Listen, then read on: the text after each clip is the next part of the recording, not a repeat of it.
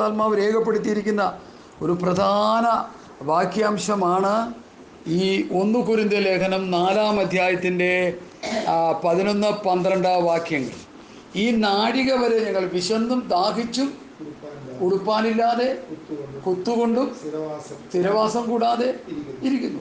അടുത്ത് സ്വന്തം കൈയാൽ വേല ചെയ്ത് അധ്വാനിക്കുന്നു, ശകാരം കേട്ടിട്ട് ആശീർവദിക്കുന്നു, ഉപദ്രവം കേട്ടിട്ട് സഹിക്കുന്നു, ദൂഷണം കേട്ടിട്ട് നല്ല വാക്ക് പറയുന്നു. ആരായി പറയുന്നത്? കർത്താവിൻ്റെ കൂടെ നടന്ന ശിഷ്യന്മാർ. ഇന്നത്തെ ശിഷ്യന്മാരല്ലേ? ദൈവത്തെ ഓർത്ത് നിങ്ങൾ തെറ്റിദ്ധരിച്ചു പോകല്ലേ. ഇന്ന് കാണുന്ന ശിഷ്യഗണങ്ങളെക്കുറിച്ചല്ല ഇവിടെ പറയുന്നത്. കർത്താവിൻ്റെ കൂടെ തിന്നുകുടിച്ച് നടന്ന വാത്സല്യ അപ്പോസ്തലന്മാർ. ആദ്യം അവർ ഡിസൈപ്പിൾസ് ആയിരുന്നു, ശിഷ്യന്മാരായിരുന്നു. പരിശുദ്ധാത്മാവിൻ്റെ ശക്തി വന്നതിന് ശേഷമാണ് അവർ അപ്പോസ്തലന്മാരെന്ന വേദപുസ്തകം വിളിക്കുന്നത്. ആദ്യം അവരെയൊക്കെ വിളിച്ചിരുന്നു, പക്ഷേ എങ്കിൽ അത് നാമമാത്രമായ വിളിയാണ്. കർത്താവ് ഈ ഭൂമിയിൽ നിന്ന് പോയി പെന്തക്കോസ്ത് നാളിൽ പരിശുദ്ധാത്മാഭിഷേകം പ്രാപിച്ച് ആത്മശക്തി പ്രാപിച്ച് മർക്കോസിൻ്റെ മുറിയിൽ വെച്ച് ആത്മശക്തി പ്രാപിച്ച് അവർ ശുശ്രൂഷകൾക്കായിട്ട് അവർ വേർതിരിച്ച് കഴിഞ്ഞതിന് ശേഷമാണ് അവരെ അപ്പോസ്തലന്മാരായിട്ട് തീരുന്നത്. അതുവരെ ശിഷ്യഗണങ്ങളാണ്. അപ്പോൾ ഈ 1 കൊരിന്ത്യർ ലേഖനം 4-ാം അധ്യായത്തിൻ്റെ 11, 12, 13 വാക്യങ്ങൾ ഈ കർത്താവിൻ്റെ കൂടെ ഉണ്ടായിരുന്ന ശിഷ്യഗണങ്ങൾ, അവരോടുകൂടി തിന്നുകുടിച്ച് നടന്ന ശിഷ്യന്മാരെ. ഇന്നത്തെ ശിഷ്യന്മാരല്ല. ഇന്നത്തെ ശിഷ്യന്മാർ ഇതുമായിട്ട് യാതൊരു ബന്ധവുമില്ല. ഇന്നത്തെ പാലന്മാർ കേട്ടാൽ പിണങ്ങുമോ നമ്മോട്? അയ്യോ, അപ്പം ഞങ്ങൾ അവരെ പോലെയല്ലേ? നിങ്ങൾ എങ്ങനെ അവരെ പോലെയാണ്? നിങ്ങൾ കോടിക്കണക്കിന് സമ്പാദിച്ച് അവിടെ ഇവിടെ കൊണ്ടുവന്ന് ഇട്ടിട്ട് നിങ്ങൾ ശിഷ്യന്മാരെന്ന് പറഞ്ഞാൽ എന്താ അർത്ഥമുള്ളത്? എൻ്റെ പോലെ നിങ്ങൾക്കും അവർക്കോട്ട് യാതൊരു ബന്ധവുമില്ല. ശിഷ്യത്തിന് വേണ്ടി കർത്താവ് പറഞ്ഞൊരു വാക്യം ഞാനൊന്നും കാണാതെ പറയട്ടെ. ഒരുവൻ എൻ്റെ പിന്നാലെ വരുവാൻ ഇച്ഛിച്ചാൽ തന്നെത്താൻ ത്യജിച്ച് തൻ്റെ ക്രൂശെടുത്ത് എന്നെ അനുഗമിക്കണം. അവനാ ശിഷ്യൻ. അതിനാരാ ഉള്ളത്? തന്നെത്താൻ ത്യജിക്കുക എന്ന് പറഞ്ഞ നിസ്സാര കാര്യമാണ്. ബൈബിൾ കോളേജിലുള്ള പഠിക്കാം, ഇഷ്ടംപോലെ പോയി പഠിക്കാം, അറിവ് നേടാം, പ്രസംഗിച്ച് കാറ് മേടിക്കാം, വീട് മേടിക്കാം, എല്ലാം ചെയ്യാം. അതും ശിഷ്യന്മാരാണ്. സോക്രട്ടീസിന് കുറേ ശിഷ്യന്മാരുണ്ടായിരുന്നു, ലെനിന് കുറേ ശിഷ്യന്മാരുണ്ടായിരുന്നു, ഡാർവിന് കുറേ ശിഷ്യന്മാരുണ്ടായിരുന്നു. അങ്ങനെ ലോകത്തിലെ വലിയ സനാതന നിയമങ്ങൾ, തത്വജ്ഞാനങ്ങളൊക്കെ പറഞ്ഞുകൊണ്ടിടുന്ന പലർക്കും ഒത്തിരി ശിഷ്യന്മാരുണ്ടായിരുന്നു. എന്നാൽ കർത്താവിൻ്റെ ശിഷ്യൻ ഒരുവൻ എൻ്റെ പിന്നാലെ വരുവാൻ ഇച്ഛിച്ചാൽ തന്നെത്താൻ ത്യജിച്ച് തൻ്റെ ക്രൂശെടുത്ത് എന്നെ അനുഗമിക്കണം. അതാണ് യഥാർത്ഥ ശിഷ്യൻ. തന്നെത്താൻ ത്യജിക്കുക. എൻ്റെ പൊന്നെ, ഇത് പറയുമ്പോൾ എനിക്ക് പറയാൻ പെട്ടെന്ന് കഴിയുന്ന കാര്യമാണ്. പക്ഷെ എൻ്റെ ഒരാഴ്ച മുഴുവൻ വിചാരിച്ചാൽ ചെയ്യാൻ പറ്റുമെന്ന് എനിക്ക് തോന്നുന്നില്ല. ത്യജിക്കുക എന്ന് പറഞ്ഞു. നമ്മളെ ഒന്നുമില്ലാത്തവരെ കാണുക. സ്വത്രം. നമ്മൾ 3 പേരുടെ ഉള്ളു, സാരമില്ല. 30 പേരുടെ ഫീലാണ് എനിക്കുള്ളത്. തന്നെത്താൻ ത്യജിക്കുക. നമ്മൾ ഒന്നുമില്ലാത്തവരെ തീരുക. നമ്മുടെ ജ്ഞാനം, നമ്മുടെ കഴിവ്, നമ്മുടെ പ്രാപ്തി, ഒരു മനുഷ്യനുണ്ടാക്കുന്ന എല്ലാം അവൻ്റേതായിട്ടല്ല, ദൈവം അവനത് അനുഭവിക്കാൻ കൊടുത്തിരിക്കുന്നതാണെന്ന് മനസ്സിലാക്കി ഞാൻ ഏതുമില്ല കർത്താവേ, ഞാൻ നിന്റെ മുൻപാകെ ഏതുമില്ല.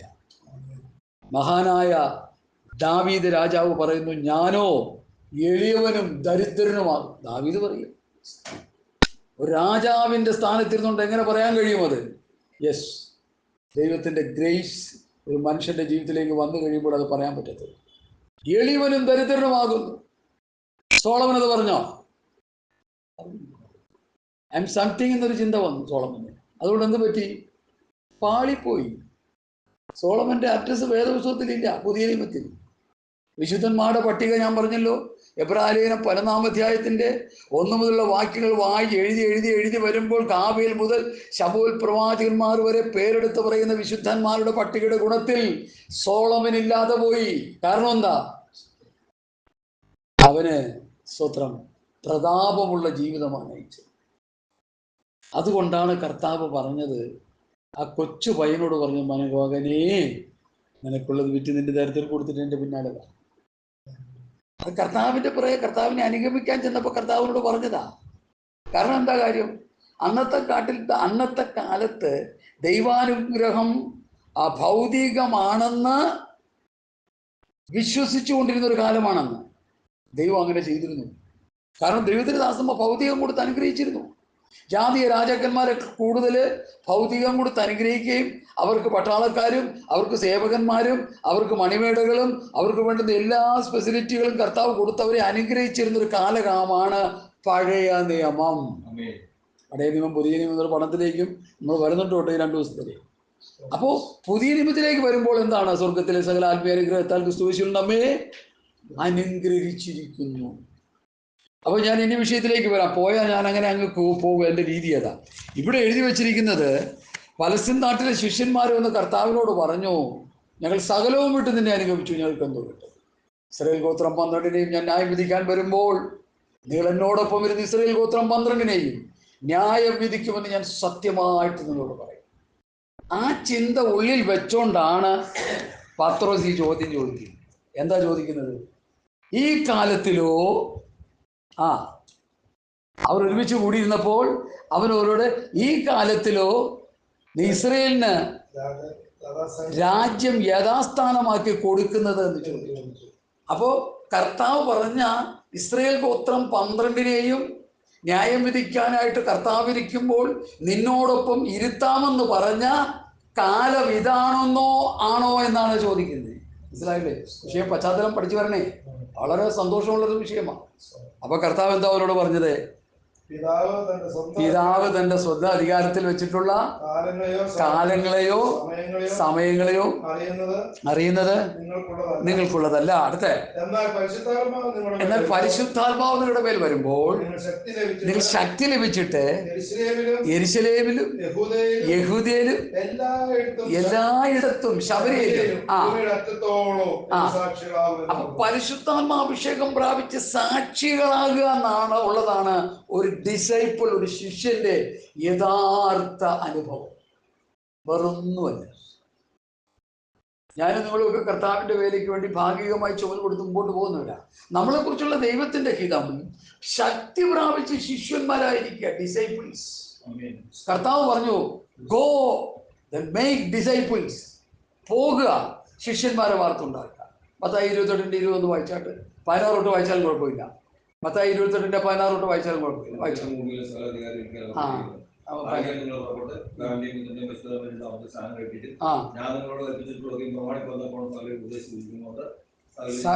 സകല ജാതികളെ ഉപദേശിച്ചുകൊണ്ട് ശിഷ്യന്മാരായി. ഇതാണ് കർത്താവിന്റെ ഗ്രേറ്റ് കമ്മീഷനിൽ ഒന്ന്. നിങ്ങൾ പോയി ഭൂലോകത്തൊക്കെ സുവിശേഷം പ്രസംഗിക്കുക, നിങ്ങൾ ശിഷ്യന്മാരെ വാർത്തുണ്ടാക്കുക. നിങ്ങൾ പ്രസ്ഥാനങ്ങളെ സ്വത്രം കോടിക്കണക്കിന് രൂപയുടെ സമ്പത്തും അതും ഇത് ഏക്കർ കണക്ക് സ്ഥലവും വാങ്ങിയിടാനല്ല പറഞ്ഞത്. Go then make disciple. നമ്മൾ വ്യവസ്ഥ വിട്ടായിപ്പോ പോയിക്കൊണ്ടിരിക്കുന്നത്. ഇന്നത്തെ സുവിശേഷ വേല വ്യവസ്ഥ വിട്ടാണ് പോയിക്കൊണ്ടിരിക്കുന്നത്. പ്രസ്ഥാനങ്ങൾ കെട്ടിക്കൂട്ടി ഉണ്ടാക്കി, സ്നാനത്തൊട്ടികൾ ആയിരക്കണക്കിനുണ്ടാക്കിയിട്ട്, ആയിരക്കണക്കിനില്ല, അത്രയില്ലേ, കുറച്ച്. കൺവെൻഷൻ പന്തലൊക്കെ പെർമനന്റാ, അറിയാമല്ലോ. സ്ഥാപനങ്ങൾക്ക് കെട്ടിടങ്ങൾ പെർമനന്റാ, കോടിക്കണക്കിന് രൂപയാ. അതൊക്കെ വ്യവസ്ഥക്കെതിരാ. എന്നിട്ട് രാജാക്കന്മാരെ പോലെ വാണുകൊണ്ടിരിക്കുകയായിരുന്നു. ഞാൻ പ്രസിഡന്റ്, നീ സെക്രട്ടറി, ഞാൻ സെൻട്രൽ, നീ ലോക്കൽ എന്ന് പറഞ്ഞുകൊണ്ടിരിക്കുക. ഞാൻ പറഞ്ഞ കേട്ടില്ലെങ്കിൽ പ്രസ്ഥാനത്തിന്. കർത്താവ് എന്താ പറഞ്ഞത്? ഗോ ദെൻ മേക്ക് ഡിസൈപ്പിൾ, ശിഷ്യന്മാരെ വാർത്തുണ്ടാക്കുക. ലോകത്തെങ്ങോട്ട് പോയി സുവിശേഷം പ്രസംഗിക്കുക. സുവിശേഷം പ്രസംഗിച്ചു ശിഷ്യന്മാരെ വാർത്തുണ്ടാക്കി. 2000 വർഷം കൊണ്ട് ലോകത്തിൽ എത്ര കോടി ക്രിസ്ത്യാനികളുണ്ട്? എന്നിട്ട് 40% ക്രിസ്ത്യാനികളുണ്ടെന്നാ പറഞ്ഞത് ഇപ്പോൾ ജനത്തിൽ. എനിക്കറിയത്തില്ല കൃത്യമായ കണക്ക്, പറയുന്ന പലരും പലതിനറിയാം. 40% ലോകത്തുള്ള ജനസംഖ്യയിൽ ക്രൈസ്തവരാണെന്ന് പറയപ്പെടുന്നു. എന്തെങ്കിലും വിശേഷത ഉണ്ടോ ക്രിസ്ത്യാനികൾക്ക്? അവർ ശിഷ്യന്മാരാണോ? വേദപുസ്തകം വിഭാവന ചെയ്ത ശിഷ്യന്മാരാണോ? അല്ലല്ല. കർത്താവിന്റെ ശിഷ്യന്മാരാണോ അവര്? കർത്താവിന്റെ വചനമനുസരിച്ച് ജീവിക്കുന്നവരാണോ? യേശു കർത്താവ് പറഞ്ഞ വചനത്തിന്റെ വ്യവസ്ഥ പ്രകാരം പോകുന്ന ശിഷ്യന്മാരാണോ? പൗലോസ് പറയുന്നു, ഞാൻ ക്രിസ്തുവിന്റെ അനുകാരികളായിരിക്കുന്ന പോലെ നിങ്ങൾ എന്റെ അനുകാരികളാകും. ഞാൻ ക്രിസ്തുവിന്റെ അനുകാരിയാ, അതുപോലെ നിങ്ങൾ എന്റെ അനുകാരികളാകുകയും. പൗലോസിനെ അനുകരിക്കുന്ന ശിഷ്യന്മാരാണോ എന്ന് പറഞ്ഞു. കർത്താവിനെ അനുകരിക്കുന്ന ശിഷ്യന്മാരാണോ എന്ന് പറഞ്ഞേ. നമ്മളൊക്കെ അങ്ങനെ ആകാൻ വേണ്ടി ഓടിക്കൊണ്ടിരിക്കണമെന്ന് ഞാൻ ഈ പറഞ്ഞു വരുന്നത്. നമ്മൾ അങ്ങനെ അല്ല, അങ്ങനെ ആയിത്തീരണം. അങ്ങനെ ആയിത്തീരണം. കർത്താവിന്റെ രാജ്യത്ത് കൂടെ അത് നടക്കുകയുള്ളൂ. കർത്താവിനെ കൂടെ ആകണം നമ്മൾ. യോഹന്നാൻ അപ്പോസ്തലൻ പറയുന്നു, അവൻ ഈ ഭൂമിയിൽ ഇരിക്കുന്ന പോലെ നാം ഇരിക്കുന്നു. വായിച്ചിട്ടേ വാക്യം. അപ്പൊ കർത്താവ് ഇരിക്കുന്ന പോലെ നമ്മൾ ഭൂമിയിലായിത്തീരണം. അപ്പം നമ്മളായിട്ടില്ല. അതിനുവേണ്ടി ഓടുക. അത് ഒരു ദിവസം കൊണ്ടോ 2 ദിവസം കൊണ്ടോ ഒരാഴ്ച കൊണ്ടോ ഒരു മാസം കൊണ്ടോ വർഷം കൊണ്ടോ ചില വർഷങ്ങൾ കൊണ്ടോ നടക്കുന്ന കാര്യമല്ല. ഇങ്ങനായിക്കൊണ്ടിരിക്കണം. കർത്താവിൻ്റെ സ്വഭാവം നമ്മളിൽ വരണം. കർത്താവിൻ്റെ മനസ്സ് നമ്മളിൽ വരണം. ക്രിസ്തുവിൻ്റെ ദിവ്യ സ്വഭാവമുള്ളവരായി, ക്രിസ്തുവിൻ്റെ മനസ്സുള്ളവരായി, ക്രിസ്തുവിൻ്റെ ഭാവമുള്ളവരായി തീരണം. അതിനാണ് ഉപദേശം, അതിനാണ് സഭ. പണ്ടൊരു വാസു പറഞ്ഞ്, സഭ എന്തിനാ? ലോകത്തുള്ളവർ കാണിക്കുന്ന പോലെ ചവിട്ട് നാടകം കാണിക്കാനും ബഹളം ഉണ്ടാക്കാനും ഡാൻസ് നടത്താനും യൂത്ത് മീറ്റിംഗ് നടത്താനും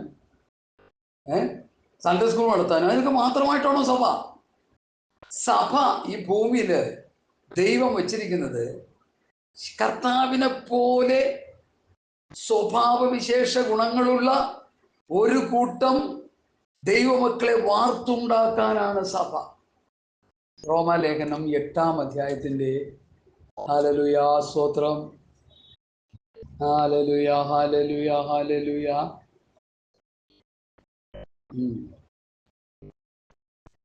അതിന്റെ 29-30 ഒന്ന് വായിച്ചാട്ടെ.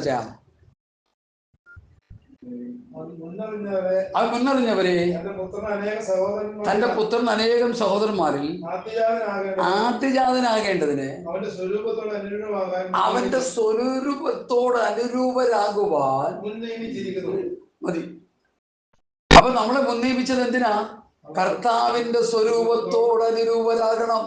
അവന്റെ സ്വഭാവം, അവന്റെ മനസ്സ്, അവന്റെ ഭാവം, ക്രിസ്തുവിന്റെ ഭാവം. ഒരൊറ്റ അടിച്ച കുട്ടിക്ക് അടിച്ചപ്പോ കർത്താവ് എന്താ പറഞ്ഞു? ഞാൻ അന്യായമായി സംസാരിച്ചെങ്കിൽ തെളിവ് കൊടുക്കുക, അല്ലെങ്കിൽ എന്നെ തല്ലുന്നത്. ഈ പറഞ്ഞ ഞാനായിരുന്നെങ്കിൽ എന്തായാലും സ്ഥിതി. അപ്പൊ അടയാളിയുടെ സ്ഥിതി ദയനീയമായിരുന്നു. അവൻ തറയിൽ പോകും. നമ്മളത് കേട്ടോണ്ടിരിക്കുവോ? എന്നാൽ നമ്മൾ കർത്താവിനെ പോലെ ആയിത്തീരാനാണ് സഭ. ഞാൻ ഇങ്ങോട്ട് വന്നപ്പോൾ പ്രാർത്ഥിച്ചു, കർത്താവേ, എന്താണ് ഈ പെരുമ്പാവൂർ ദേശകാരത്തോട് പറയേണ്ടത്? സഭ എന്താണെന്ന് അവരെ പഠിപ്പിക്കാൻ പറഞ്ഞു. ശിഷ്യൻ ആരാണെന്ന് അവരെ പഠിപ്പിക്കാൻ പറഞ്ഞു. അപ്പൊ അവർ ആ നിലയിലായി പോയി. അതെനിക്ക് കിട്ടിയ നാളെ മറ്റന്നാളും കർത്താവ് ചോദിച്ചാൽ കാര്യങ്ങളെ കുറിച്ച് നമ്മൾ പഠിക്കാൻ കാരണം സഭയെക്കുറിച്ച് പൗലോസ് പഠിപ്പിക്കുന്ന 3 കാര്യങ്ങളാണ്. സഭ ക്രിസ്തുവിന്റെ ശരീരം, സഭ മണവാട്ടി അല്ലെങ്കിൽ കന്യക, പിന്നെ അടുത്തത് സഭ കെട്ടിടം. നിങ്ങൾ ദൈവത്തിന്റെ മന്ദിരമല്ലോ, ദൈവത്തിന്റെ ആത്മാവ് നിങ്ങൾ വസിക്കുന്നു അറിയുന്നുവല്ലോ. നിങ്ങൾ ദൈവത്തിന്റെ മന്ദിരമെന്നും ദൈവത്തിന്റെ ആത്മാവ് നിങ്ങൾ വസിക്കുന്നു നിങ്ങൾ അറിയുന്നില്ലോ. അപ്പൊ ദൈവം വസിക്കുന്ന ഒരു മന്ദിരമാണ് സഭ. സഭ ക്രിസ്തുവിന്റെ മണവാട്ടിയാണ് അല്ലെങ്കിൽ കന്യകയാണ്. സഭ യേശു ക്രിസ്തുവിന്റെ ശരീരം. 3 പഠനങ്ങൾ അപ്പോസ്തലനായ പൗലോസ് ഈ ലേഖനങ്ങളിൽ തിരിച്ചും മറിച്ചും പഠിപ്പിച്ചുകൊണ്ടിരിക്കുക. ആരും ദൈവത്തിന്റെ കൃപയാൽ ഇതാരും പഠിപ്പിക്കുന്നുമില്ല. എനിക്ക് ഈ വയോവൃദ്ധന്മാരായ വൃദ്ധം എന്ന് പറഞ്ഞാൽ 94 വയസ്സുള്ള ഈ വയസ്സന്മാരായ ദേവദാസന്മാരിൽ നിന്ന് എനിക്ക് കിട്ടിയൊരു പഠനം ഞാൻ അന്തം വിട്ടുപോയി. 25 വർഷം ഒരു പാരമ്പര്യ ബന്ധുക്കോസുകാരനായി തമ്മിൽ തല്ലി വഴക്കോട്ടായിക്കൊണ്ടിരുന്ന എനിക്ക് ഈ പഠനം കിട്ടിക്കഴിഞ്ഞപ്പോൾ ദൈവം ഇതെന്തൊരവസ്ഥ, അങ്ങനെയെങ്കിൽ അത് പ്രാപിക്കണമല്ലോ എന്ന് വെച്ച് ഓടിക്കൊണ്ടിരിക്കുക. അപ്പൊ മറ്റുള്ളവരോട് ഇത് പറഞ്ഞ് കേൾപ്പിക്കണമെന്ന് വെച്ച് അതിനും ആഗ്രഹം കൊടുത്താലും അതാണ് ഇവിടെ വരാനും ഉള്ള പ്രധാന കാരണം. നമ്മൾ ദിശ വിട്ട് പോയിക്കൊണ്ടിരിക്കുക. ഇപ്പൊ ഇവിടെ നിന്ന് പെരുമ്പാവൂർക്ക് പോകാൻ വേണ്ടി എന്നോട് പറയാം, ഇവിടെ നിന്ന് അങ്ങനെ പോയിട്ട് ആ വഴി പോയിട്ട് ഈ വഴി പോയിട്ട് ആ വഴി പോകണം എന്ന് പറഞ്ഞു തരിക. ഒരു ഐഡിയ കിട്ടിയാൽ ഞാൻ പോകും. ഇങ്ങോട്ട് വരാനും ഞാൻ ഐഡിയ കിട്ടിയാൽ വിളിച്ചു വന്നു അല്ലേ, വീട്ടിന് മുമ്പിൽ വന്ന് ഞാൻ എത്തിയില്ലേ, ഐഡിയ കിട്ടി വിളിച്ചു വന്നു. അതേസമയത്ത് ഈ അച്ചായൻ തന്നെ എന്നോട് പറയാം, ഇതിലേ വന്നിട്ട് ഇതിലേ വിട്ട് അങ്ങോട്ട് പോയിട്ട് ആ വഴി പോയിട്ട് വേറെ എവിടെയെങ്കിലും പോകണ വഴി എനിക്ക് പറഞ്ഞു ഞാൻ അങ്ങനെ പോകും. ഇന്നിപ്പോ റൂട്ട് തിരിച്ച് വിട്ടുകൊണ്ടിരിക്കുക. അതാണ് ശുശ്രൂഷ. നമ്മൾ ആരാകേണ്ടവരാ? യേശുക്രിസ്തുവിന്റെ സ്വഭാവം പ്രാപിച്ച് റോമാലേഖനത്തിൽ എഴുതിയിരിക്കുന്ന പോലെ അവന്റെ സ്വരൂപത്തോട് അനുരൂപരാകുവാൻ അവൻ നമ്മെ മുൻനിയമിച്ചു. യേശുക്രിസ്തുവിന്റെ സ്വരൂപം, ഉയർത്തെഴുന്നേറ്റ ശരീരം, രൂപാന്തര ശരീരം, കഷ്ടതയില്ലാത്ത, കണ്ണുനീരില്ലാത്ത, ദുഃഖമില്ലാത്ത, മുറവിളിയില്ലാത്ത, മരണമില്ലാത്ത ആ രൂപാന്തര ശരീരം പ്രാപിച്ച് സ്വർഗത്തിൽ വസിക്കുവാനാണ്, തന്റെ സ്വരൂപത്തോട് അനുരൂപരാകുവാൻ അവൻ നമ്മെ മുൻനിയമിച്ചത്. മുൻനിയമനം കഴിഞ്ഞു. ഇനി ആ നിയമനത്തിൽ ചെന്നെത്തണം. പാസ്റ്റർമാർ വിശ്വാസികളെ അത് പഠിപ്പിച്ച് ആ നിലവാരത്തിൽ കൊണ്ടെത്തിച്ച് അവർ ശുശ്രൂഷ ചെയ്ത് നല്ല ദാസൻ എന്നുള്ള വിളി കേൾക്കണം. അത് നടക്കുന്നില്ല. നീ ഒരു ഭാഷയില്ല എന്നോട്ട് എനിക്ക് ധൈര്യമായിട്ടൊക്കെ പറയാം. ഉണ്ടെങ്കിൽ പുള്ളിക്ക് ഭയങ്കര ദുഃഖമായിരിക്കും കേട്ടിരിക്കും. കാരണം അവർക്ക് സഹിക്കാൻ പറ്റത്തില്ല. അവർ കൃത്യനിർവഹണം വർത്തുന്നതിൽ പിന്മാറി നിൽക്കുന്നു. അത് ഞാൻ അവരോട് പറയുമ്പോൾ അവർക്ക് സഹിക്കില്ലതെ. എനിക്ക് അവരോട് ധൈര്യമായിട്ടിത് പറയാം. അതുകൊണ്ട് എന്നെ കേൾക്കുന്ന പ്രിയപ്പെട്ടവരെ, കർത്താവിൻ്റെ വേലയ്ക്ക് വേണ്ടി ഒരുങ്ങിക്കൊണ്ടിരിക്കുന്ന കർത്താവിൻ്റെ വിലപ്പെട്ട ദാസന്മാരെ, നമ്മൾ ആരാണ്? നമ്മൾ ആരാകും? നമ്മൾ ആരായിരുന്നു? 3 കാലങ്ങളാണ് മനുഷ്യൻ. ആരായിരുന്നു? പിശാചിന്റെ അടിമത്തത്തിൽ കിടന്ന ജാതികളായിരുന്നു നമ്മൾ. അത് തെളിയിക്കാനുള്ള ഒത്തിരി വാക്യങ്ങളുണ്ട്. എഫേസ്യ ലേഖനം 2-ന്റെ 1, 2, 3 വാക്യം വായിച്ചാൽ നമ്മൾ ആരായിരുന്നു? പിശാചിന്റെ അടിമത്തത്തിൽ കിടന്നവരായിരുന്നു. ഇപ്പോൾ നമ്മൾ ആരാണ്? ദൈവത്തിന്റെ മക്കൾ. കർത്താവിനെ രക്ഷിതാവായി സ്വീകരിച്ച്, രക്ഷിതാവും കർത്താവുമായി സ്വീകരിച്ച്, ഞാൻ എൻ്റെ കർത്താവിനെ രക്ഷിതാവും കർത്താവുമായി സ്വീകരിക്കുന്നു എന്ന് പറയുമ്പോൾ ഒരു സംഭവം നടക്കുന്നുണ്ട്. എന്താ നടക്കുന്നത്? എൻ്റെ കർത്തൃത്വം ഞാൻ കർത്താവിനെ ഏൽപ്പിക്കുക. ഇനി ആരാ എന്നെ നടത്തേണ്ടത്? കർത്താവാണ്. നമ്മൾ സമ്മതിക്കുമോ? ജന്മം ചെയ്താൽ വിടുവോ? നമ്മൾ സമ്മതിക്കുന്നത് ഞാൻ ജീവിക്കട്ടെ, കർത്താവ് മാറിയിരിക്കുന്ന പറയുന്നത്. ജീവിതം അങ്ങനെ ആയിപ്പോയി ഇന്നത്തെ ക്രിസ്തീയ കോളം. ഞാൻ ആഗോള വ്യാപകമായി പറയുന്ന കാര്യങ്ങളാണ്. ഒരു വ്യക്തികളെ മാത്രം ഉന്നമിച്ച് പറയുന്നതല്ല. പ്രിയ ദൈവങ്ങളെ, കർത്താവിന്റെ ശിഷ്യത്വത്തിന്റെ പാതയിൽ നമ്മൾ വ്യതിചലിച്ചു പോയി. കർത്താവ് ഈ ഭൂമിയിൽ വന്ന് തന്റെ വാത്സല്യ ശിഷ്യന്മാരെ തെരഞ്ഞെടുത്ത് ഈ പഥ്യവചനം, ഈ പഥ്യോപദേശം അവരെ പരമേൽപ്പിച്ച് കർത്താവ് സ്തോത്രം സ്വർഗത്തിലേക്ക് പോയി പരിശുദ്ധാത്മാവിനെ നൽകി തന്ന് സ്തോത്രം ആ ശിഷ്യഗണങ്ങൾ കർത്താവിന്റെ ആജ്ഞ അനുസരിച്ച് ജീവിച്ചു. അവരുടെ ഒന്നാമത്തെ പ്രസംഗത്തിൽ ഏറ്റവും ഇമ്പോർട്ടൻ്റ് ആയിട്ടൊരു പദപ്രയോഗം എന്താണെന്ന് നമ്മൾ പഠിച്ചിട്ടുണ്ടോ? അപ്പോസ്തലന്മാരുടെ ഒന്നാമത്തെ പ്രസംഗം, നിങ്ങൾ ക്രൂശിച്ചവനും നിങ്ങൾ ക്രൂശിച്ചു. ആരാ ക്രൂശിച്ചത്? ദൈവം കർത്താവ് ക്രിസ്തുവാക്കി ഉയർപ്പിച്ച് ദൈവം ക്രിസ്തു. ആരാ ഈ മുമ്പിൽ ഇരിക്കുന്ന ജനത്തോട്? ഇപ്പൊ നമ്മളെങ്ങനെ പ്രസംഗം നമുക്ക് എല്ലാ ധൈര്യം കിട്ടും. അതിന് കിട്ടുന്ന അതിൽ പ്രാർത്ഥിക്കുന്നു. ഇപ്പൊ നമ്മൾ ഈ 3 പേര് പ്രാർത്ഥിച്ച് ശക്തി ആർജിക്കുകയായിരുന്നു. ഈ കറണ്ട് ചാർജ് ചെയ്തോലെ ചാർജ് ചെയ്തുകൊണ്ടിരിക്കുക. ഇപ്പൊ പ്രാർത്ഥനയും ആരാധനയൊക്കെ നടന്നു കഴിഞ്ഞപ്പോൾ ഈ അതിനെ വാങ്ങി കയറി പൊങ്ങി വന്നു, വെള്ളത്തിൽ നിന്ന് പൊങ്ങി വരുന്നു. കോടാലി വെള്ളത്തിൽ പൊങ്ങി വന്നു, അല്ലെ പൊങ്ങി വന്നു വരും. അതുള്ള ഞാൻ പ്രിപ്പയർ ചെയ്തൊന്നും അല്ലേ ഇത്. ഞാൻ അങ്ങനെ പ്രിപ്പയർ ചെയ്യുന്ന ആളല്ല. ദൈവ കർത്താവിൻ്റെ ആത്മാവ് തരുന്ന മരുന്നുകളാണ് പറയുന്നത്. എന്നെ കേൾക്കുന്ന ആ പ്രിയപ്പെട്ടവരെ, നമ്മൾ കർത്താവിൻ്റെ ശിഷ്യത്വത്തിൻ്റെ പാതയിലാണോ നമ്മളെ തന്നെ ശോധനിക്കുക. നമ്മൾ സഭയുടെ ഒരു അംഗമായിരിക്കാം, നമ്മൾ IPCയുടെയോ ഷാരോന്റെ ഏതെങ്കിലും ചർച്ചിൻ്റെ ഒരു അംഗമായിരിക്കാം, നല്ല കാര്യം, ഞാനത് നിൽക്കുന്നില്ല. പക്ഷേ നീ വചനപ്രകാരം കർത്താവിൻ്റെ ഒരു ശിഷ്യനായിരിക്കുന്നു. ആ ശിഷ്യത്വത്തിൻ്റെ പാതയിലൂടെ നീ യാത്ര ചെയ്യുന്നുവോ? കർത്താവ് തൻ്റെ ശിഷ്യന്മാരെ ചേർക്കാനാണ് ഇവിടെ വരുന്നത്. കർത്താവ് തൻ്റെ കന്യകയായ സഭയെ, മണവാട്ടിയായ സഭയെ ചേർക്കാനാണ് വരുന്നത്. കർത്താവ് തൻ്റെ മന്ദിരമാകുന്ന സഭയെ ചേർക്കാനാണ് വരുന്നത്. കർത്താവ് തൻ്റെ ശരീരമായ സഭയെ ചേർക്കാനാവും. നമ്മുടെ ഒരു വാക്യം വായിച്ചല്ലോ, ഗലീലാപുരുഷന്മാരെ, നിങ്ങൾ ആകാശത്തേക്ക് നോക്കി നിൽക്കുന്നതെന്ത്? നിങ്ങളെ വിട്ട് സ്വർഗാരോപണം ചെയ്ത യേശു പോയതുപോലെ തിരികെ വരും. ഒരു ക്രിസ്ത്യാനിയുടെ നട്ടെല്ല് ഈ വചനമാണ്, പ്രത്യാശ. കർത്താവിന്റെ വരവിന് വേണ്ടി കാത്തിരിക്കുക. നമ്മളുണ്ടാക്കുന്ന പണവും നമ്മുടെ ധനവും നമ്മുടെ ജീവിതത്തിന്റെ എല്ലാ ജീവിത സൗകര്യങ്ങളും വിട്ട് 70 80 സംവത്സരം കഴിയുമ്പോൾ ഈ ശരീരത്തിൽ നമ്മൾ മാറ്റപ്പെട്ട് നമ്മൾ നിത്യ സ്വർഗത്തിലോ നിത്യമായ നരകത്തിലോ പോകേണ്ടവരാണ്. എങ്ങോട്ടാണ് നമ്മൾ പോകുന്നത്? ഒരു ശിഷ്യന് മാത്രമേ കർത്താവിന്റെ രാജ്യത്ത് പോകാൻ പറ്റത്തുള്ളൂ. സഭയിൽ ക്രിസ്തുവിന് കർത്താവിന്റെ ശിഷ്യന്മാരാണോ വാർത്തുണ്ടാക്കുന്നത്? ഇപ്പൊ ഇവിടെ പ്രാർത്ഥിച്ചല്ലോ നമ്മൾ, 2 3 പേർ എൻ്റെ നാമത്തിൽ കൂടി വരുന്നവരുടെ മധ്യത്തിൽ ഞാനുണ്ട്. കർത്താവിന്റെ സാന്നിധ്യം നമ്മുടെ മധ്യത്തിലുണ്ട്. ഈ 2 3 പേർ കൂടി വരുന്ന രൂപത്തിൽ കർത്താവ് ഉണ്ടെങ്കിൽ ഇന്നത്തെ സ്തോത്രം സഭകൾക്ക് 2 3 ആൾക്കാരെ മതിയോ? അവർക്ക് പോരാ. 2 3 എൻ്റെ കൂട്ടത്തിൽ ഒരു പൂജ കൂടി ഇടണം, പിന്നെ ഒരു പൂജയെ കൂടി ഇടണം. ചിലർക്ക് പൂജയൊന്നും ഇട്ടാൽ മതിയാകത്തില്ല. ആൾക്കാരെ ഇങ്ങനെ കൂടി പറഞ്ഞാൽ എന്നാത്തിനായി കൂട്ടുന്നത്? എന്നാത്തിനായി കൂടി? ശവമുള്ളിടത്ത് കരുക്കൾ കൂടുമെന്ന് കർത്താവ് എന്തിനായി നിങ്ങൾ കൂടി വരുന്നേ? ഞാൻ നേരത്തെ പറഞ്ഞിട്ടുണ്ട്, അച്ഛൻ അറിയാം, പ്രസംഗമൊന്നും ആർക്കും പിടിക്കുന്ന പ്രസംഗങ്ങളല്ല. കാരണം അതുപോലെ കട്ടിയായ വിഷയങ്ങളെ ഞാനെടുത്ത് പറയുന്നത്.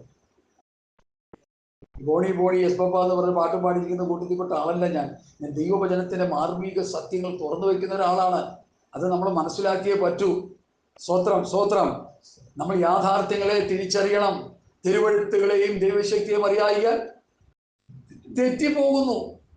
നമ്മൾ തിരുവെഴുത്തുകളെ ദൈവശക്തി അറിയില്ലെങ്കിൽ തെറ്റിപ്പോകും. ഞാൻ സാധാരണ എൻ്റെ ഓഡിയൻസിനോട് ചോദിക്കും, തെറ്റി അങ്ങോട്ടാ പോണേ പറഞ്ഞു. ഇത് കറക്റ്റായിട്ടാ പറയണം. എൻ്റെ കൂടെ ഇരിക്കുന്ന ഓരോ അതേ മറുപടി തന്നെ അച്ചായൻ പറഞ്ഞു. നരകത്തിലോട്ടാ പോകുന്നത്, നമ്മൾ തെറ്റിപ്പോകുന്നത്. ഒന്നിൽ നരകത്തിലോട്ടോ അല്ലെങ്കിൽ സ്വർഗത്തിലോട്ടോ, അങ്ങനെ 2 വഴിയേ ഉള്ളൂ ഇവിടെ. ഇടുക്കമുള്ള വഴി, വിശാലമായ വഴി, മൂന്നാമതൊരു വഴിയില്ല. അപ്പൊ ഇന്ന് ഇടുക്കമുള്ള വഴിയിലൂടെ യാത്ര ചെയ്യാൻ ആൾക്കാർക്ക് താല്പര്യമില്ല. കർത്താവിന്റെ സന്നിധിയിൽ ചെന്നെത്താൻ താല്പര്യമില്ല. മരിച്ചു കഴിയുമ്പോൾ പുറപ്പിച്ചുകൊണ്ട് കിടത്തിയിട്ട് ഒരു പാട്ടുണ്ടല്ലോ, എന്താ പാട്ട്? വിളിക്കും നേരം കാണും. പിന്നെ വേറെ കുറെ പാട്ടുകളുണ്ട്. യെരൂശലേമിൻ ഇമ്പ വീട് എപ്പോൾ ഞാൻ ചെന്നു ചേരും. ആരെക്കുറിച്ചായി പറഞ്ഞത്? ഈ പോയി കിടക്കണമെന്ന് അറിയത്തിൽ പോയി കിടക്കാം. പിന്നെ അവരെ കുറിച്ച് പാടുക യെരൂശലേമിൽ ഇമ്പ വീട്ടിൽ പോയെന്ന്. ഞാനൊന്ന് ചോദിക്കട്ടെ അച്ഛാ, എന്നോട് ദേഷ്യമൊന്നും തോന്നല്ലേ? ഈ മരിച്ചു കിടക്കുന്ന വ്യക്തിയെ ക്രിസ്തുവിൽ തികഞ്ഞവനാക്കി നിർത്തിയാണ് അവർ വളർത്തിക്കൊണ്ടിരുന്നത്.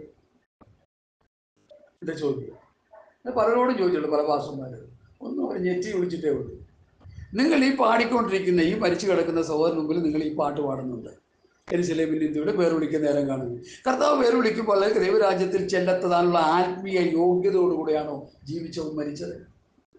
അത് നല്ലൊരു കമ്പ്യൂട്ടർ എഞ്ചിനീയറോ ഒരു ഡോക്ടറോ അല്ലെങ്കിൽ വേറെ ഉയർന്നൊരു ഉദ്യോഗസ്ഥനോ ഒക്കെ ആയിരിക്കാം. അതൊക്കെ ഞാൻ സമ്മതിക്കുന്നുണ്ട്. പക്ഷെ ഈ വ്യക്തിക്ക് ഉയർപ്പ് കിട്ടാനുള്ള ഒരു ആത്മീക നിലവാരം, ഒരു ആത്മീക വളർച്ച, ഒരു ആത്മീക വർധനവ്, ഒരു ആത്മീക നിറവ് അവൻ മരിക്കുന്നതിന് മുൻപ് അവൻ ഉണ്ടായിരുന്നോ? ചോദ്യം. ഗലീലപുരുഷന്മാരെ ആകാശത്തേക്ക് നോക്കി നിങ്ങളെ വിട്ട് സ്വർഗാരോപണം ചെയ്ത യേശു പോയതുപോലെ തിരികെ വരുമ്പോൾ നമുക്ക് എന്നാ കാര്യം ചെയ്ത്? യേശു വന്നാൽ നമുക്ക് എന്നാ കാര്യം? ഒന്ന് നിങ്ങളുടെ വേഴ്സവ് ചോദിച്ച ചോദ്യം അങ്ങനെ തന്നെ ഞാൻ ചോദിക്കുക. എടാ, യേശു വന്നാൽ നിനക്ക് എന്നാ കാര്യം? യേശുവായിട്ട് ഒരു ബന്ധമില്ലാതെ നടക്കുന്ന നിനക്ക് എന്നാ കാര്യം? യേശുവിന്റെ വചനങ്ങൾ ആയിട്ട് യാതൊരു ബന്ധവുമില്ല. എൻ്റെ അടുക്കൽ വന്ന് എൻ്റെ വചനങ്ങളെ കേട്ട് ചെയ്യുന്നവൻ പാറമേൽ വീടുപടുന്ന ബുദ്ധിയുള്ള മനുഷ്യനോട് തുല്യനാകുന്നു. വൻമഴ ചൊരിഞ്ഞു, നദികൾ പൊങ്ങി, കാറ്റടിച്ചു, അതിന്മേൽ അലച്ചു, അത് വീടില്ല. 7 അധ്യായത്തിലെ വിഷയമാണ്. എൻ്റെ അടുക്കൽ വന്ന് വചനം കേട്ട് ചെയ്യാത്തവൻ മണലിന്മേൽ പണിതുകൊണ്ടിരിക്കുന്ന ബുദ്ധികെട്ട മനുഷ്യനോട് തുല്യൻ. ഇപ്പം മണലിന്മേൽ പണിയെടുത്തുകൊണ്ടിരിക്കുന്നവനെയും മരിച്ചു കഴിഞ്ഞാൽ പാടുന്നത് എന്താ? യെരൂശലേമിൻ ഇമ്പ വീട്ടിൽ എപ്പോഴും ഞാൻ ചെന്ന് ചേരും. സമയാമായ രഥത്തിൽ സ്വർഗയാത്ര ചെയ്തുകൊണ്ടിരിക്കുന്നു. ഞാൻ അടക്കിനെന്ന് സാധാരണ പോയാൽ ഏതെങ്കിലും മൂലയിൽ പോയിരുന്നു മാറി നിൽക്കും. കാരണം ഈ മരിച്ച വ്യക്തിയുടെ ആത്മീയ നിലവാരം ഞാൻ കോഴി ചിക്കുന്ന പോലെ ചിക്കി നോക്കിയിട്ട് എൻ്റെ ദൈവമേ, അവൻ പോയത് വല്ലോട്ട് തീത്തുകളെല്ലാം കൂടി എന്താ ചെയ്തുകൊണ്ടിരിക്കുന്നു. അതുകൊണ്ട് കേൾക്കില്ല കേട്ടേ. ഞാൻ തിരിച്ച് ചിന്തിക്കും, എനിക്ക് സുവിശേഷകനല്ലേ? വെറുതെ വായി നോക്കി ഇടുന്നവനല്ല, കൊത്തു കൊടുത്തവനല്ല. ഒന്നാം തരം ജോലി ഉണ്ടായിരുന്നല്ലേ, ജോലി കളഞ്ഞിട്ടാ കർത്താവിൻ്റെ പേരെ കയറി. മനസ്സിലായോ? അന്ന് മുതൽ ഞാൻ ചിന്തി, ദൈവമേ, ഈ ആത്മീയ കുളത്തിൽ നടക്കുന്നത് പുസ്തകത്തിൽ എഴുതിയിരിക്കുന്നത്. ഈ ശിഷ്യന്മാരെ പോലെ പൊട്ടന്മാരായിട്ടിരിക്കുക പലരും. ഈ കാലത്തിലാണോ രാജ്യം യഥാസ്ഥാനമാക്കുന്നത്? ഇവര് കർത്താവിന്റെ ശിഷ്യന്മാരായി ലോകം മുഴുവനും പോയി സുവിശേഷം പ്രസംഗിച്ച് അടിയും കൊണ്ട് ഗുളിയും കുടിച്ച് പല സന്ദർഭങ്ങളിലായി പൗലോസ് പറയുന്നു 3 വട്ടം ഞാൻ കോലിനാൽ അടി കൊണ്ടു അല്ലേ? 40 അടിയോളം, ഒന്ന് കുറയാതെ 40 വട്ടം, അതിപ്പോ 39 അടി വെച്ച് 3 പ്രാവശ്യം അടികൊണ്ട പൗലോസും അടികൊണ്ട പത്രോസും യോഹന്നാനും കർത്താവിന്റെ ശിഷ്യന്മാര് അവരടികൊണ്ട് കർത്താവിന്റെ സാക്ഷ്യം തികച്ച് രക്തസാക്ഷികളായി അവർ ദൈവസന്നിധിയിൽ ചെല്ലാനിരിക്കെയാണ് അവർ ഈ ചോദ്യം ചോദിക്കുന്നത്. ഈ കാലത്തിലോ രാജ്യം യഥാസ്ഥാനമാക്കുന്നത്? അപ്പൊ ആ ശിഷ്യന്മാരുടെ മുൻപിൽ ഉണ്ടായിരുന്ന വെല്ലുവിളികൾ എന്തൊക്കെയായിരുന്നു? അതല്ലേ നമ്മുടെ മുൻപിലുള്ളത്?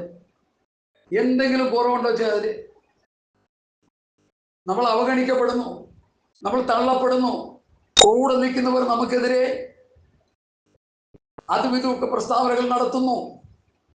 നമ്മൾ പറയുന്ന വചനം ഏറ്റെടുക്കാൻ കഴിയാതെ അവർ നമുക്കെതിരെ പ്രസ്താവനകൾ എടുക്കുന്നു, സംസാരിക്കുന്നു, നമ്മെ വിടക്കുന്നുണ്ടെന്നു. നമ്മൾ ഈ വചനം പറയുന്നതും ഉപദേശിക്കുന്നതും ഒക്കെ ക്രിസ്തുവിൽ തികഞ്ഞു വരാനാ, മറ്റൊരു ലക്ഷ്യത്തോടെ അല്ല.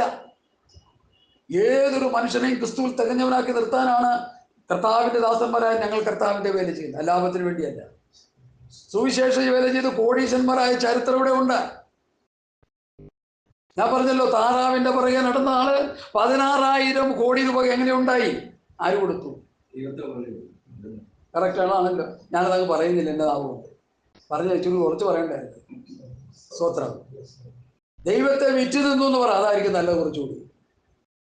ഈ താറാവിനെ മുട്ടയും വിറ്റ്, താറാവിനെയും വിറ്റ്, പിന്നെ മുട്ട എടുത്തു, പിന്നെയും മുട്ട ഉണ്ടാക്കി വളർത്തി അങ്ങനെ നടന്നിരുന്നെങ്കിൽ ദൈവരാജ്യത്ത് കണ്ടല്ലോ. ഇപ്പൊ എവിടെ പോയി ഇപ്പോ? എത്ര ദാരുണമായ മരണം! ഞാനേ ദൈവജനം പഠിപ്പിച്ച കർത്താവിന്റെ ദാസൻ പഠിപ്പിച്ചപ്പോ ഇങ്ങനെ പറഞ്ഞു, നീതിമാന്റെ മരണം പ്രസാദമാസം, നീതിമാന്റെ മരണം ഉറക്കം പോലെ. ഞാനത് കണ്ട മനുഷ്യനാണ്. എൻ്റെ ആയുസ് നീതിമാന്മാരായ പലരും ഭരിക്കുന്നത് അവർ ഉറങ്ങിക്കിടക്കുക. കുറച്ചുകൂടി ചെന്ന് നോക്കിയപ്പോൾ എൻ്റെ തട്ടി ഉറങ്ങിക്കിടക്കാൻ പറ്റും. ഈ തലയിൽ കൂടി വണ്ടി കയറി, പെടലിൽ കൂടി വണ്ടി കയറി, എൻ്റെ കൈ അറ്റുപോയി. കാറിൽ പോയപ്പോൾ വാട്ടറും എല്ലാം കൂടി വെള്ളത്തിലോട്ട് പോയി. ഞാനിതിനെ പരിഹസിക്കുകയാണെന്ന് നിങ്ങൾ ചിന്തിക്കണ്ടേ? പുസ്തകത്തിൽ ഇങ്ങനെ എഴുതിയിട്ടുണ്ടേ. ഒരു വിശുദ്ധന്റെ മരണം എങ്ങനെ ആയിരിക്കണമെന്ന് എഴുതിയിട്ടുണ്ടേ. മറ്റുള്ളവർ മരിക്കുന്നത് പാപം ചെയ്തിട്ടാണെന്ന് ഞാൻ മരിക്കില്ല. ഞാൻ പറയുന്നത് പുസ്തകത്തിൽ ഇങ്ങനെ എഴുതിയിട്ടുണ്ടെന്ന് പറയുക. ലാസർ മരിച്ചപ്പോ കർത്താവ് എന്താ പറഞ്ഞു? അവൻ ഉറങ്ങി കിടക്കാം, നമ്മൾ ഉണർത്താൻ പോകും. ലാസർ ഉറങ്ങി കിടക്കാം, നമ്മൾ ഉണർത്താൻ പോവാന്ന്. കർത്താവിന്റെ കാഴ്ചപ്പാടിൽ ഒരു വിശുദ്ധൻ മരിക്കുമ്പോൾ ഉറങ്ങുക. ഹല്ലേലൂയ, സ്തോത്രം. നമ്മളൊക്കെ ഈ ലോകത്തിൽ മാറ്റപ്പെടുമ്പോൾ, ഞാൻ മരിക്കുമ്പോൾ ഞാൻ ഉറങ്ങാൻ പോവാ. നമ്മൾ മരിക്കുമ്പോൾ നമ്മൾ ഉറങ്ങാൻ പോവാ. നമ്മളെ വന്ന് ഉണർത്തുന്ന ഒരു സമയമുണ്ടാണ്, അതാണ് കർത്താവിന്റെ വരവ്. അതിനുവേണ്ടി കാത്തിരിക്കാൻ ഇവിടെ ദൂതന്മാർ പറഞ്ഞത്. 2 പുരുഷന്മാർ പറഞ്ഞു, നിങ്ങൾ ആകാശത്തേക്ക് നോക്കി, യേശു വരും. ആ വരവിന് വേണ്ടി കാത്തിരിക്കേ. നമ്മൾ ശിഷ്യന്മാരെ വാർത്തുണ്ടാക്കി കർത്താവിന്റെ വരവിന് വേണ്ടി കാത്തിരിക്കാനാണ് പുസ്തകം പറയുന്നത്. അല്ലാതെ അനാഥശാല നടത്താനും അത് നടത്താനും സെല്ല് കച്ചവടം നടത്താനും കല്യാണം നടത്തി കൊടുക്കാനും. ഇന്നാളൊരു പാസ്റ്റർ ഞങ്ങളുടെ ദേശത്ത് വന്നു. എൻ്റെ ഒരു കൂട്ടു സഹോദരൻ ഞാൻ പരിചയപ്പെടുത്തി കൊടുത്തു. അയ്യോ, ഞാൻ അപമാനിക്കപ്പെട്ടു പോയി. എൻ്റെ ഒരു കൂട്ടു സഹോദരൻ തൻ്റെ ഭാര്യയുടെ അനിയത്തി കുറച്ച് പ്രായം ചെന്നിരിക്കുക. ഞാൻ പറഞ്ഞു, പാസ്റ്റേ എനിക്കറിയില്ല, വ്യാജനായിരുന്നു പുള്ളി. ഈ സഹോദരൻ്റെ ഭാര്യയുടെ അനിയത്തി ഒരു വിവാഹം വേണം, അത് ഞാൻ ശരിയാക്കി തരാം. എൻ്റെ ദൈവം, എവിടെയാണ് വീടെന്ന് ചോദിച്ചു. ഞാൻ പറഞ്ഞ സ്ഥലത്താണ്. തപ്പി പിടിച്ച് അവിടെ ചെന്നു. സാമ്പാസ് പറഞ്ഞിട്ട് വന്നേക്കില്ല. എന്താ കാര്യം? ഇങ്ങനെ വിഷയം ഐ ക്യാൻ സോൾവ്. പുള്ളിക്കാരിക്ക് പുള്ളിയുടെ മടിയിലാകാണ്ട് ഇപ്പോൾ എടുത്തു കൊടുക്കണ പോലെ 3000 രൂപ മേടിച്ചോണ്ട് ആ ജീവിക്കുന്ന മുറിയോടൊക്കെ പോകുന്നത്. മാഷിയിട്ട് നോക്കിയാൽ പിന്നെ കാണാനില്ല. കാണാ കർത്താവിൻ്റെ ഒരു വേണ്ടി നോക്കിയിരിക്കുന്നവര് ഇന്റർനാഷണൽ പ്രാസംഗികനാണെന്നൊക്കെ പറയണ പുള്ളി പേടിച്ചാരണ്ട് പോയില്ല. ദൈവമേ, ഇന്നത്തെ ശിഷ്യഗണങ്ങളും കർത്താവിൻ്റെ കൂടെ നിങ്ങൾ പൗലോസിനെയും പത്രോസിനെയും യോഹന്നാനെയും യാക്കോബിനെയും ഒക്കെ ലേഖനങ്ങളിലൂടെ പ്രവൃത്തി പുസ്തകങ്ങളിലൂടെ ഒന്ന് പഠിച്ചു നോക്കിയേ. അവരെന്തെങ്കിലും പ്രവൃത്തി, അവർ വചനം പ്രസംഗിക്കുക എന്നല്ലാതെ വേറെ എന്തെങ്കിലും പ്രവൃത്തി അവർ ചെയ്തിട്ടുണ്ടോ? പ്രവൃത്തി പുസ്തകം 6-ാം അധ്യായത്തിൽ ഒരു തെരഞ്ഞെടുപ്പിനെ കുറിച്ച് പഠിപ്പിക്കുന്നു. ഇന്നത്തെ ഇലക്ഷൻ നടത്തുന്ന മുഴുവൻ ആ തെരഞ്ഞെടുപ്പാണ്. ഇവർ ചെയ്യുന്ന മുഴുവൻ അസംബന്ധമാണ് വായനപ്രാധാന്യം. ഇവർ ചെയ്യുന്ന വധപ്രാധാന്യമല്ല. കർത്താവിനടുത്ത് തോന്നുന്നു ഇവിടെ ശിഷ്യന്മാർ തിരഞ്ഞെടുക്കണ ഒരു വിഷയം വന്നു. യവനന്മാരും ഒരു തമ്മിൽ പിറുപിറുപ്പുണ്ടായി. അപ്പോൾ സഭയുടെ നടത്തിപ്പിന്, മറ്റേ ഭൗതിക നടത്തിപ്പിന് വേണ്ടി കുറച്ച് ആളെ വേണം, തിരഞ്ഞെടുക്കണമെന്ന് പറഞ്ഞ് അപ്പോസ്തലന്മാരൊക്കെ വന്ന് അപ്പോസ്തലന്മാരുടെ ശിഷ്യന്മാർ വന്ന് പറഞ്ഞു. അപ്പൊ അപ്പോസ്തലന്മാർ പറഞ്ഞു, ഞങ്ങൾ തിരഞ്ഞെടുക്കില്ല, നിങ്ങൾ തന്നെ തിരഞ്ഞെടുത്ത് ഞങ്ങൾ എന്ത് ചെയ്യും? അതറിയാമോ? കറക്റ്റ്. പ്രാർത്ഥന കൂടെ ഉണ്ട് കേട്ടോ. ഞങ്ങൾ പ്രാർത്ഥനയിലും വചനത്തിലും ഉറ്റിരിക്കും. ഞാനതാ ചെയ്തു. വേറെ ഒരു പടിയില്ലേ. ലോട്ടറി കച്ചവടം നടത്തലും റിയൽ എസ്റ്റേറ്റ് നടത്തലും കല്യാണാലോചന നടത്തലും ഇതൊന്നും എൻ്റെ ബഡ്ജറ്റിലില്ല. ആരെങ്കിലും അന്വേഷിച്ച് വരാതെ അങ്ങനെ ഉണ്ട്. ഇങ്ങനെയുള്ള കാര്യങ്ങൾക്ക് വേണ്ടി നിയോഗമില്ല. ഞാൻ കർത്താവിനെ പറയുന്നു. അവർ വചനത്തിലും പ്രാർത്ഥനയിലും ഉറ്റിരിക്കുകയായിരുന്നു.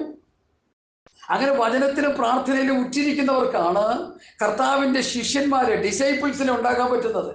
അല്ലാത്തവർക്ക് ആർക്കും പറ്റത്തില്ല. അല്ലാത്തവർക്ക് ഉണ്ടാക്കാൻ പറ്റും, കുറെ ജഡീകന്മാരെ ഉണ്ടാക്കാൻ പറ്റും. 1 കൊരിന്ത്യർ ലേഖനം 3-ാം അധ്യായത്തിൽ കാണുന്നു. ജഡീകൻ, ആൽപ്പികൻ, പ്രാകൃതൻ, 3 പഠനങ്ങളാണ് അതൊക്കെ. ഭയങ്കര സബ്ജക്റ്റാണ്. അതിൽ ഇന്ന് കാണുന്ന മുഴുവൻ ജഡീകന്മാരാണ്. രക്ഷിക്കപ്പെട്ടവരാണോ? രക്ഷിക്കപ്പെട്ടവരാണ്. സ്ഥാനപ്പെട്ടവരാണോ? സ്ഥാനപ്പെട്ടവരാണ്. പരിശുദ്ധാഭിഷേകം പ്രാപിച്ചവരാണോ? ആത്മാഭിഷേകം പ്രാപിച്ചവരാണ്. പക്ഷെ ആളാരാ? ജഡീകൻ. ഈ ജഡീകൻ ആരാ? ശരിക്കും പഠിച്ചോളൂ. ഈ ജഡീകൻ എന്ന പദം പറയുന്നത് ഞാൻ വേണ്ട, വചനം വായിച്ചിലൂടെ നിങ്ങൾ മനസ്സിലാക്കുക. 1 കൊരിന്ത്യർ ലേഖനം 3-ാം അധ്യായം 1 അങ്ങോട്ട് വായിച്ചു. വചനത്തിലൂടെ നിങ്ങൾ പഠിച്ചെടുക്കുന്നതാണ് ഏറ്റവും നല്ല. ഞാൻ പറയുന്നതിനേക്കാൾ 1 കൊരിന്ത്യർ ലേഖനം 3-ാം അധ്യായം 1 വായിക്കാൻ വായിച്ചു. എന്നാൽ സഹോദരന്മാരെ, നിങ്ങളുടെ ആത്മീയന്മാരെന്ന പോലെയല്ല, ജഡീകന്മാരെന്ന പോലെ ക്രിസ്തുവിൽ ശിശുക്കളായവരെന്ന പോലെ അത്രേ സംസാരിക്കാൻ കഴിഞ്ഞുള്ളൂ. അപ്പൊ ആരാ ജഡീകൻ? ഞാൻ തന്നെ പറഞ്ഞു മറുപടി, ശിശു. രക്ഷിക്കപ്പെട്ടു, സ്നാനപ്പെട്ടു, പരിശുദ്ധാത്മാവിഷയം പ്രവർത്തനം, അന്യഭാഷയും പറയും. ആളാരാ?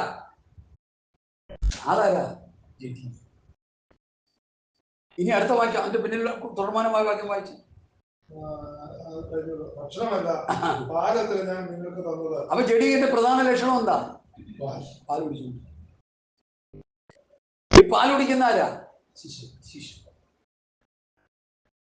സാധാരണ പറഞ്ഞു ബോണി ബോണി യെസ് പപ്പ എന്ന് പാടുന്ന വീട്ടിൽ ആരെങ്കിലും വരുമ്പോൾ ഈ പാട്ട് പാടിക്കൊണ്ട് ആരെങ്കിലും കേട്ടു കഴിഞ്ഞാൽ ഒരു 10-40 വയസ്സ് 50 വയസ്സുള്ള ഒരാൾ പാടിക്കൊണ്ട് ഒരു കുഞ്ഞു പാടി, എൻ്റെ കുഞ്ഞു പാടി ബോണി ബോണി, ആ പാട്ട് പാടിക്കൊണ്ട് കുഞ്ഞു.